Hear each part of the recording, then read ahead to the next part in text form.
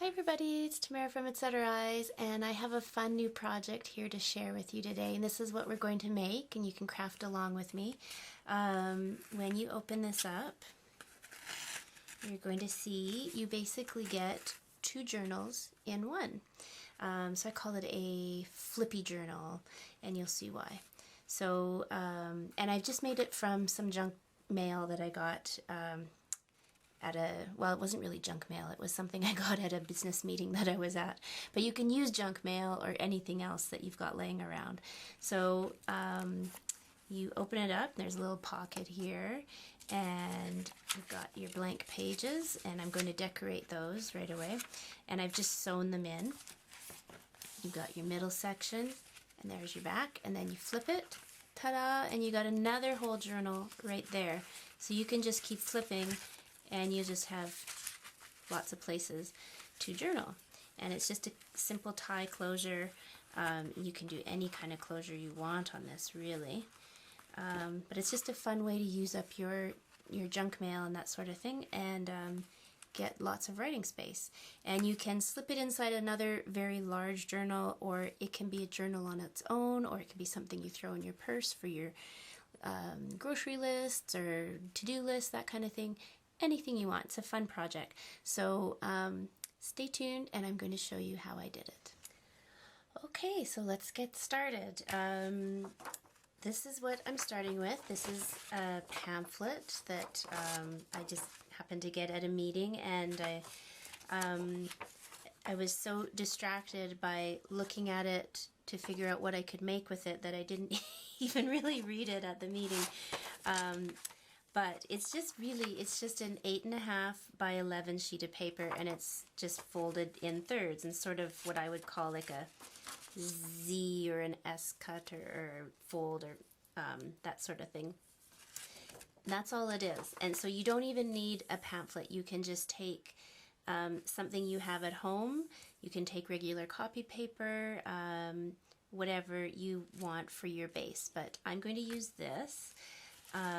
And I've got 2 sheets of fairly lightweight scrapbook paper. It's one-sided. If you had some nice heavyweight scrapbook paper, you wouldn't even need the base, and you'd only need 1 sheet of paper, which would be even better. But I've got these two, and I wanted to make sure that they were coordinating, but one is lighter and one is darker, so that I can sort of differentiate between the two sides of my piece. So the first thing I'm going to do is just glue this right onto my paper, and you can use any kind of glue that you want. I'm going to use a wet glue. Yeah, I'm going to use some Mod Podge. We'll see if this works. This is just regular glossy Mod Podge. Stick it right on. Oh, you know what? I can tell. I'm reusing an old brush, and I can tell I need a new one. Okay, now, this is just a cheapy brush, so I'm not sure how long this will last me. This was in a big pack of I don't know how many brushes, loads and loads of brushes for really cheap, and I find that I only get about 1 use out of them, if I'm lucky, if it lasts the whole project. Okay, so just going to glob this on. And I meant to put something underneath this, and I forgot, but that's okay. And I'm going to start adding it on here, start sticking it on here before it gets too dry. Mod Podge tends to dry pretty quickly. Whoops. And I'm not going to try to line up my edges right now. I'm just going to stick it right on there, and then I will cut it off. I think that's the easiest thing to do. If I try to line up my edges, it's not going to match. And let's see. Okay.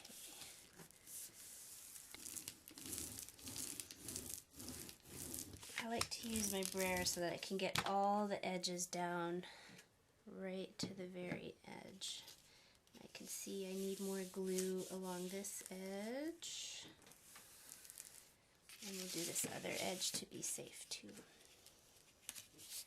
Right in here.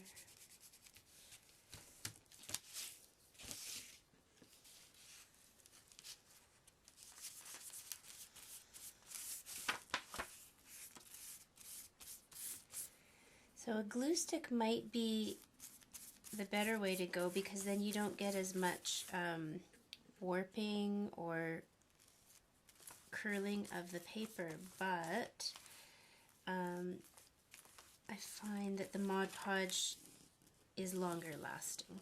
Sometimes a glue stick doesn't stay stuck.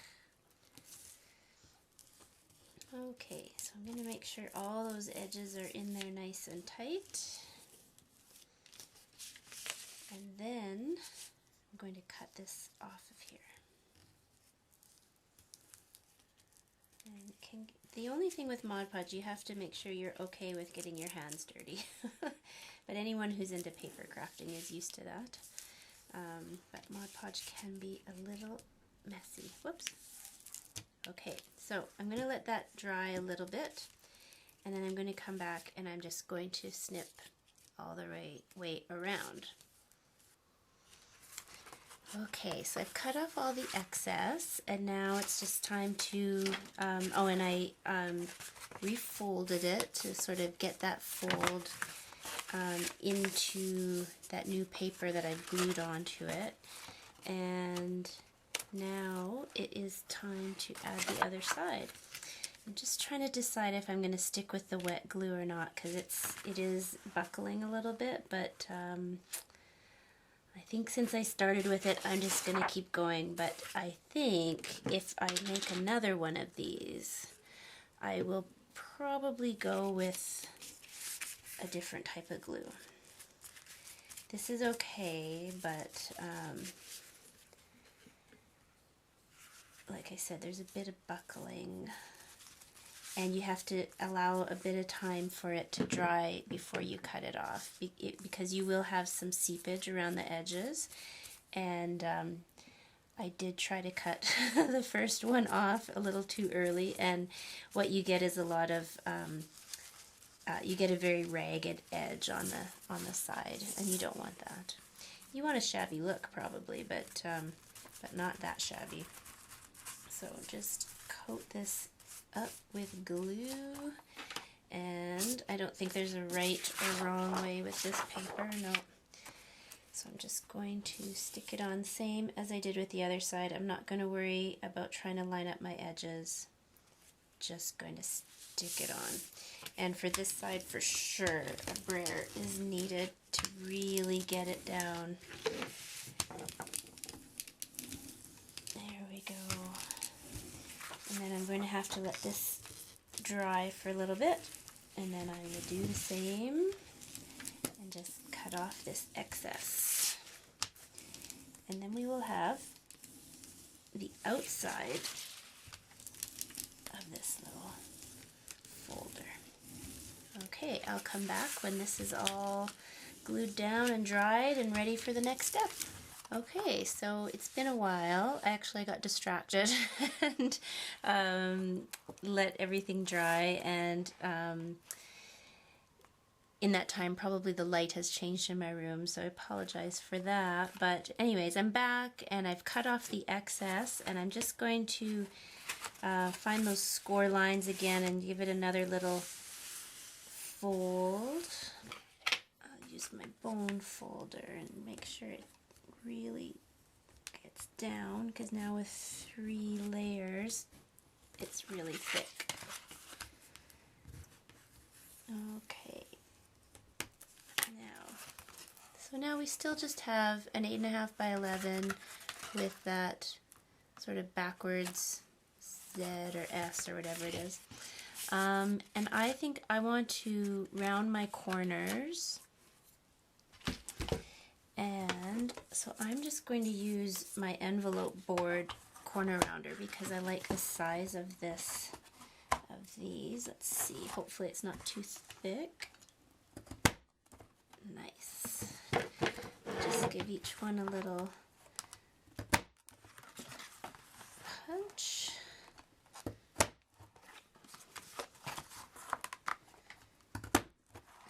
go.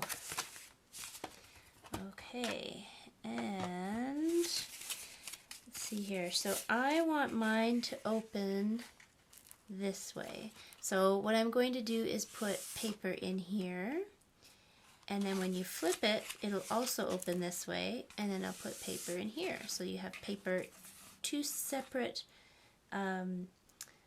areas to write in the same little booklet here. Let's see here, and I think I'm just going to do a hole for my, I'm just going to put some twine on through a hole for my closure, but I think what I'm going to do is do my paper inserts first. So let me find what I want to use for that. Let's see here. So this, of course, you can just use regular paper, or you can go to town and do like a mini junk journal sort of within it. And use anything you want. You can even have flip outs, whatever you want. So I'm going to get those papers ready, and I will come back and actually no, I'm going to get those papers ready, and I think I'm just going to sew them in with my sewing machine rather than binding them by hand. I think it'll be easier and cleaner, and then I'll come back. And here we have it. So here's the base of what we're making. So you open it, and you've got your contrasting paper, and then you've got a nice long journal, and like I said, you can have flip outs, you can have anything you want in there, and then there's a middle sort of panel, and then you flip, and you got the other side with your other paper and another whole journaling area. And I have another flip out over here too. So that's why I call it a Flippy Journal. I think that's what I'm going to call it. So I got a couple of things ready here. This is the contrast. This is this paper, so I'm going to put that on top of this paper as a little pocket on the inside. And I think before I do that, I should probably give it a little bit of ink along the top edge. I don't know if I'll be able to tell it's inked or not. Probably not, because it's quite a busy pattern on here, but I'll do it anyway. A little around the edges. There we go. Alright, so I'm just going to use a glue stick for this, and I'm just going to put a little around the very edge. Well, maybe a lot. A lot around the edges, 3 edges. And then stick that in there. I already curved that corner on the pocket, so it should be fine. And when I put in a pocket like this, I don't put it down super flat. You want to glue it in with a little bit of give. Otherwise, you'll never get anything in there or out of it. You want it to have just a tiny little bit of area beneath it, right? Okay, so that will dry. And then, I guess, you can choose either side to be. This is the hard part, trying to decide which is going to be your front. Well, they're both really a front, but I thought I would put a label on the front of mine. I have no idea where I printed these off from. I just found them in my stash. But I think I'm going to have to do it long wise, so maybe I'll do it this way. Yeah, so I'm going to do this with some glue. Just see if I have something I can glue on top of, so I can go right to the very edge. Oops, shaking the table. There we go. And yeah, I'm going to put it right on here. that.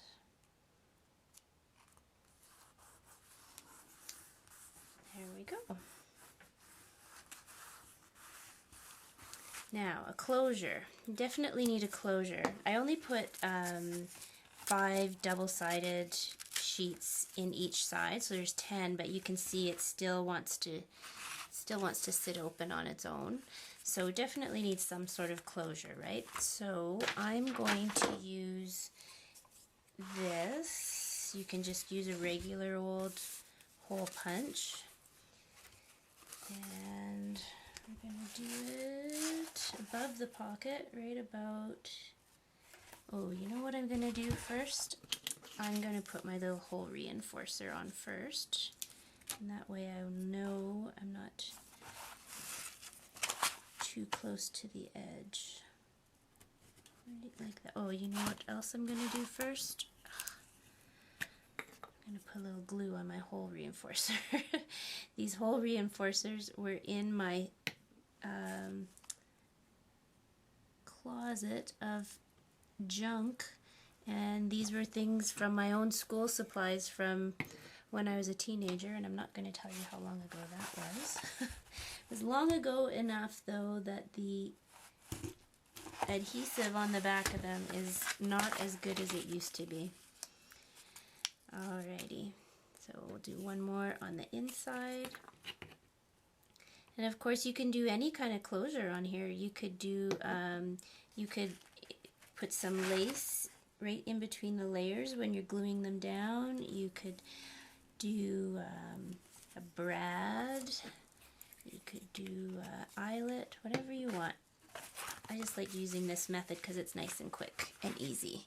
And then I'm going to use some hemp cord or twine, whatever you want to call this.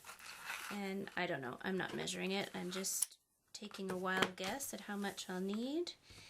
And so I just fold it in half, fold the middle through, and then loop it.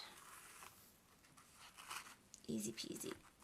And then you can wrap it around and tie. And of course what I'll do is do a little bit more decorating on the inside, but for now, I think because the light is slowly dying, that's it. That's my Flippy Journal. 2 for 1 basically is what you get. So I hope you had fun, and I hope that gives you some ideas, and I know I'm going to be making some more. I have some smaller pamphlets and things like that from junk mail that as soon as I see them I think, oh, I have to make a Flippy Journal from that. So there will be more to come, so go and check out my other projects over on Instagram if you're interested, and I'm Prairie Town Girl over there. And I try to post at least a few times a week, if not every day, and hope that gives you some fun ideas.